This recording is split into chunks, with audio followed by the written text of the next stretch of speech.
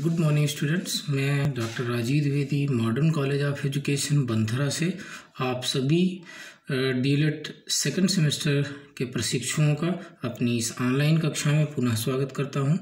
छात्रों, आज मैं जिस टॉपिक पर आप सभी से परिचर्चा करने के लिए उपस्थित हुआ हूं वह है शिक्षा आयोग 1964-66, जिसको कि कोठारी आयोग के नाम से भी जाना जाता है, जो कि शिक्षा के क्षेत्र में एक महत्वपूर्ण आयोग, स्वतंत्रता प्राप्ति के उपरांत गठित होने वाला आयोग माना जाता है।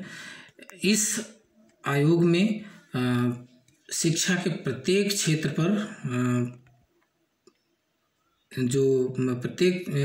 पर अपने सुझाव दिए गए हैं। प्रत्येक क्षेत्र के सुधार हेतु कुछ न कुछ कार्य करने के लिए इस पे सुझाव दिए गए हैं। इसलिए यह भारतीय शिक्षा के इतिहास में स्वतंत्रता प्राप्ति के उपरांत एक महत्वपूर्ण आयोग माना जाता है, शिक्षा आयोग माना जाता है। स्वतंत्रता के उपरांत देश की आर्थिक एवं सामाजिक प्रगति में शिक्षा महत्वपूर्ण स्थान रखती है और इस चीज़ को स्वीकार किया गया था। शिक्षा द्वारा ही लोकतंत्रीय समाज का निर्माण किया जा सकता है। शिक्षा ही राष्ट्रीय एकता को संभव बना सकती है।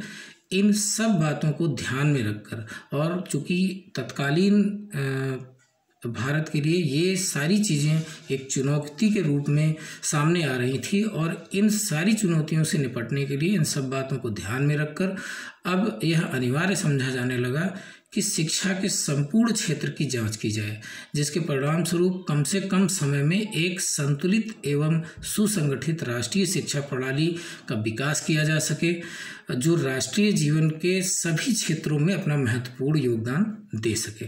इसी उद्देश्य के लिए स्वतंत्रता प्राप्ति के समय से ही भारत ने राष्ट्रीय विकास के नए युग में प्रवेश किया। इस युग में भारत का लक्ष्य है निर्धनता उन्मूलन, कृषि का आधुनिकीकरण एवं उद्योग का विकास, सब व्यक्तियों के रहन सहन के स्तर को ऊंचा उठाना, आधुनिक विज्ञान एवं प्रौद्योगिकी एवं उद्योग का विकास, आधुनिक विज्ञान एवं प्रौद्योगिकी के प्रयोग और परंपरागत मूल्यों से उनका समन्वय कैसे किया जाए।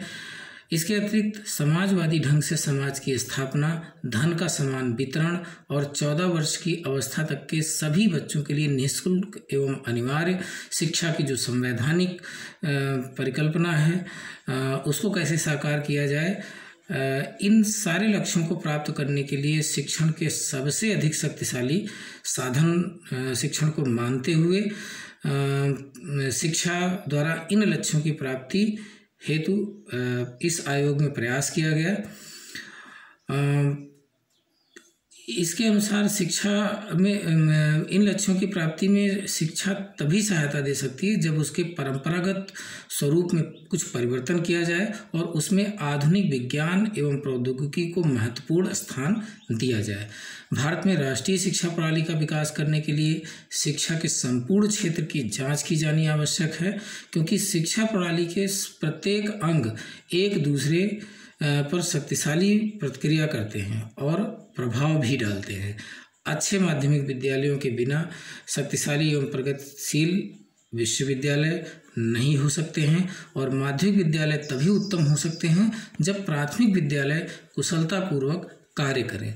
अतः आवश्यक है कि शिक्षा के विभिन्न अंगों एवं विभिन्न स्तरों की अलग अलग जांच न करके शिक्षा के संपूर्ण क्षेत्र की जांच एक साथ की जाए।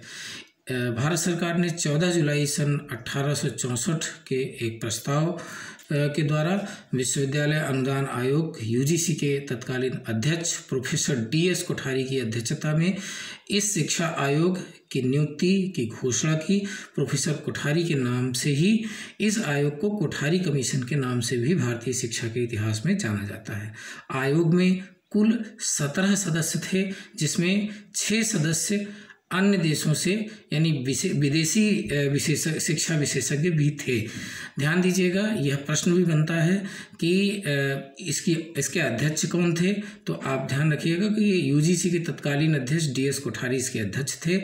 एक प्रश्न यह बनता था कि इसमें कुल कितने मेंबर थे, तो कुल 17 सदस्य थे और इसके अतिरिक्त यह भी एक प्रश्न बनता है कि इसमें कुल विदेशी सदस्यों की संख्या कितनी थी।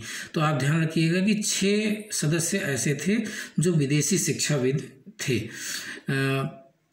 आयोग ने अपने प्रतिवेदन में शिक्षा के विभिन्न पक्षों पर गहराई से अध्ययन करते हुए प्रकाश डाला। राष्ट्रीय उत्थान में शिक्षा को एक महत्वपूर्ण साधन के रूप में विकसित करने की दृष्टि से अनेक महत्वपूर्ण सुझाव इसमें दिए गए।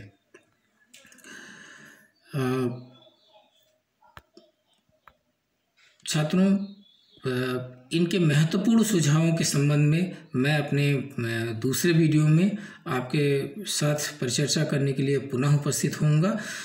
इसको मैंने 2 पार्ट में बांट लिया है। पहले पार्ट में मैंने आपको शिक्षा आयोग के संबंध में कुछ विशेष जानकारी दी। इसके पश्चात नेक्स्ट वीडियो में इसमें कौन कौन से सुझाव दिए गए थे, उन सुझावों पर परिचर्चा आप सभी से मैं करूँगा।